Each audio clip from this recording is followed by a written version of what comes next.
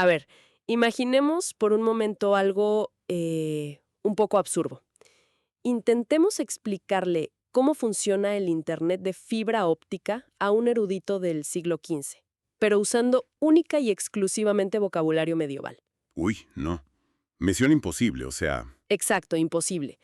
Las palabras simplemente no alcanzan, ¿verdad? Terminarías hablando de, no sé, pergaminos invisibles o bibliotecas etéreas, pero el concepto real se te escapa entre los dedos. se desmorona por completo, sí. Bueno, pues hoy nos enfrentamos a un problema aún mayor. En nuestro análisis a fondo, para todos los que nos escuchan, vamos a explorar el intento histórico, casi titánico, del ser humano por usar nuestro lenguaje, que es súper limitado y terrenal, para describir lo infinito. Que es un desafío enorme. O sea, es intentar meter el océano en un vaso de agua, básicamente. Antiguos de la humanidad, la búsqueda de lo divino. El material que tenemos hoy en la mesa proviene de un texto fundacional muy estructurado, específicamente la primera sección que habla sobre la profesión de fe y la capacidad humana para relacionarse con esa realidad superior.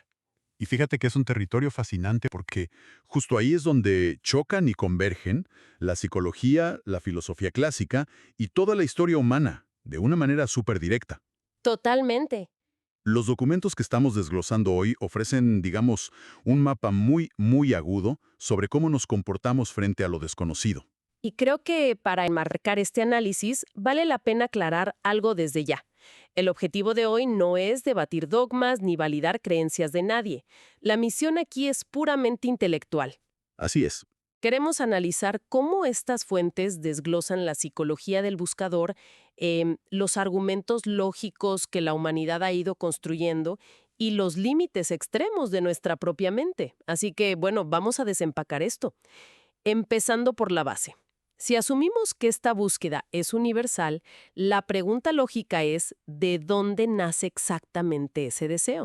Pues a ver, la idea central aquí es un concepto que el texto sitúa desde el mismísimo primer párrafo. Plantea que el deseo de esta conexión está literalmente inscrito en el corazón humano. ¿Inscrito en el corazón? ¡Wow! Sí, o sea, define a la humanidad por su propia naturaleza como una especie religiosa. Y ojo, la evidencia que ofrecen para sostener esto no es un postulado sacado de la manga, es una observación antropológica, Claro, histórica, ¿no? exactamente histórica, porque a lo largo de milenios, superando barreras de idioma, de cultura o de geografía, las civilizaciones siempre han expresado esta búsqueda, ya sea mediante oraciones, sacrificios, cultos, meditaciones, Siempre hay algo. siempre. Son expresiones tan increíblemente persistentes que la fuente concluye que el ser humano fue creado, y cito, por y para esa conexión. Y hay una cita hermosísima en el texto que creo que captura esta condición perfectamente. Es de San Agustín y dice algo como, nos has hecho para ti y nuestro corazón está inquieto mientras no descansa en ti. Esa es la frase clave. El corazón inquieto. Es una imagen súper poderosa. A mí me gusta visualizarlo como si los seres humanos viniéramos de fábrica con una especie de, no sé, brújula interna o un GPS que está todo el tiempo intentando recalcular la ruta hacia un norte magnético muy específico. Me encanta esa analogía del GPS, porque enmarca esta, digamos, insatisfacción crónica que tenemos, no como un defecto psicológico, sino como parte del diseño. Claro, el sistema siempre está buscando señal. Exacto. Siempre busca la antena de origen. Pero, a ver, aquí te tengo que detener porque esto nos lleva a un problema práctico enorme.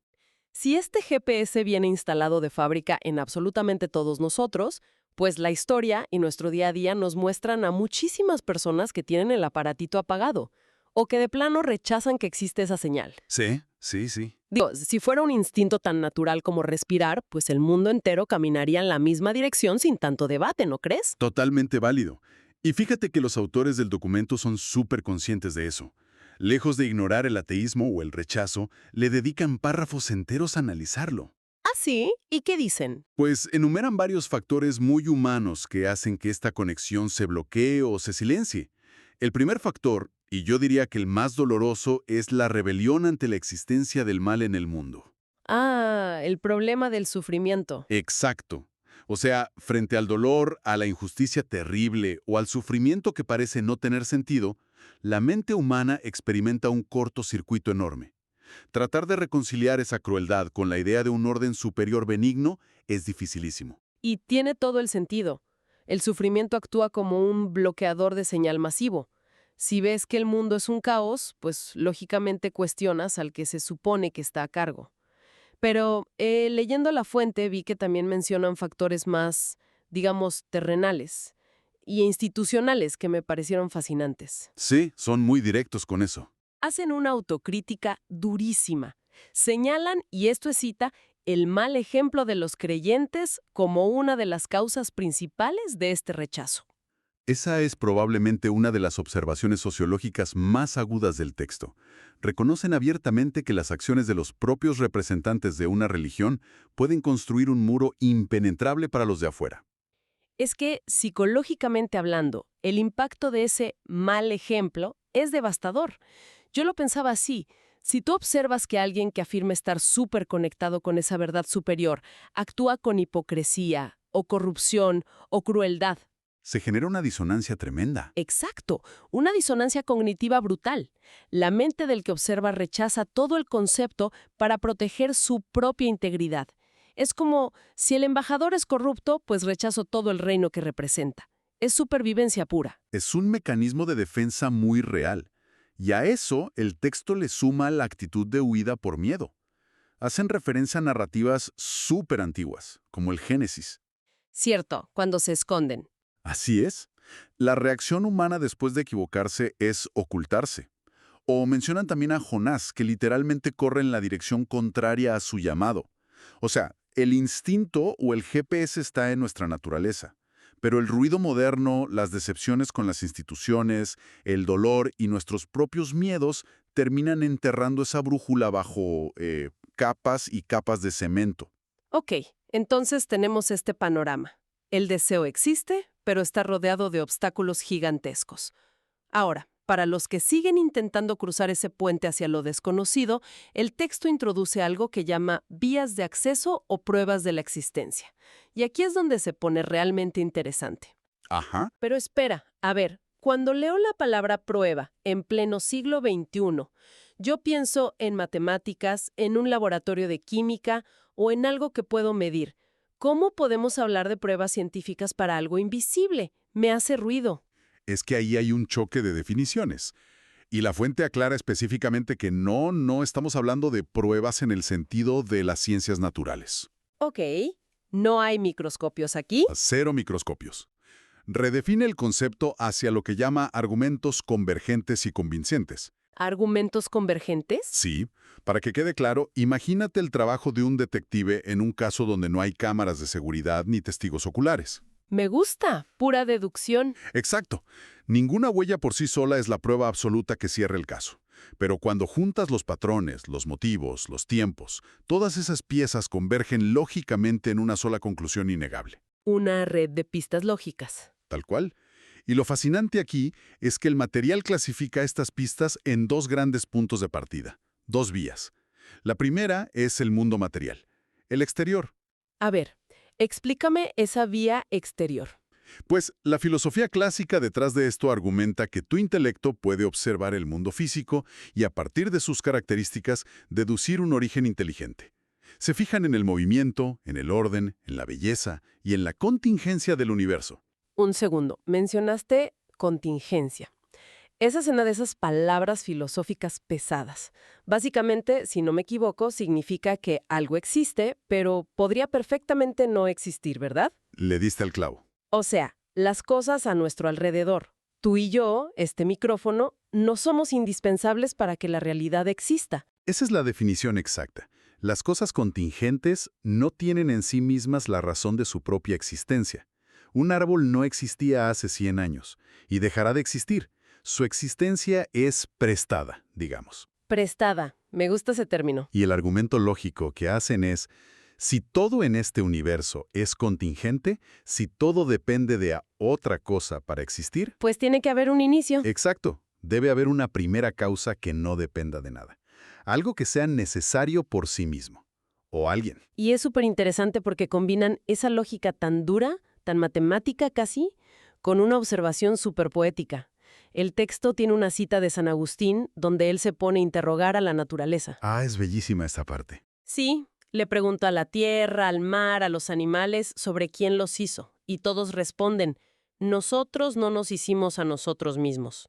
Es como concluir que si existe tanta belleza temporal que cambia y se marchita, tiene que ser el reflejo de una suma belleza inmutable. Exacto. Es usar un atardecer no solo para sentir bonito, sino como un dato duro en la ecuación de un diseño inteligente. Y esa es apenas la primera vía. La segunda gran vía va en la dirección contraria. Si la primera miraba a las estrellas y al cosmos, la segunda mira hacia el microcosmos, hacia el interior de la persona humana. El mundo interior. Así es. Y detalla cosas muy específicas. Nuestra apertura a la verdad, nuestro sentido del bien moral, la libertad y, sobre todo, la voz de la conciencia. Claro, el texto llama a esto una semilla de eternidad que llevamos dentro. Exactamente. El argumento aquí es que estas características no se pueden explicar solo con biología y materia. Y esto, a ver, creo que merece que nos detengamos un poco. Porque si analizas la voz de la conciencia desde, no sé, la biología evolutiva pura, pues te dirían que la moralidad es solo un mecanismo para sobrevivir. Claro, la evolución pura. Colaboramos y no nos matamos entre nosotros, simplemente porque así la tribu sobrevive. Pero el texto apunta mucho más profundo. Sugiere que esa exigencia que sentimos hacia el bien o el hecho de sentir culpa por algo que nadie vio y que no afecta a la tribu. O que incluso te perjudica a ti mismo por hacer lo correcto. Exacto. Eso implica que hay una moralidad objetiva, y si hay una ley interna tan absoluta e innegable, pues lógicamente se requiere de un legislador. Esa es la mecánica del argumento. Al observar esa libertad y esa sed por algo que nunca se sacia, la razón concluye que no somos solo materia, somos participantes de una realidad superior. Ok. La lógica está sobre la mesa. El mundo exterior y el mundo interior gritan que hay algo más. Pero esto me regresa a mi primera duda. Si estas vías son tan claras y tan racionales, ¿por qué la humanidad sigue tropezando en la oscuridad? O sea, ¿nuestra mente es incapaz de procesar las pruebas? Bueno, los documentos que alimentan esta fuente, como los concilios históricos, abordan esa paradoja de frente y afirman categóricamente que la razón humana sí tiene la capacidad. Sí la tiene. Sí, tiene la luz natural necesaria para conocer el principio y el fin de las cosas. El equipo básico funciona. De hecho, argumentan que, si no tuviéramos esa capacidad racional de fábrica, ni siquiera podríamos entender un mensaje divino si nos lo dieran. Ok, usando mi analogía de hace rato. Es como decir que tenemos el radio encendido y el hardware funciona perfecto. Exacto. Pero al leer por qué batallamos tanto, parece que el problema no es el radio, sino que hay muchísima estática en la señal. Es una analogía perfecta. El hardware está intacto, pero hay una estática brutal. Y el texto desglosa por qué hay tanta interferencia. Por un lado, obvio, están nuestros límites naturales. Nuestros sentidos y nuestra imaginación se quedan cortísimos al intentar visualizar lo inmaterial. Porque estamos hechos de materia, claro. Así es.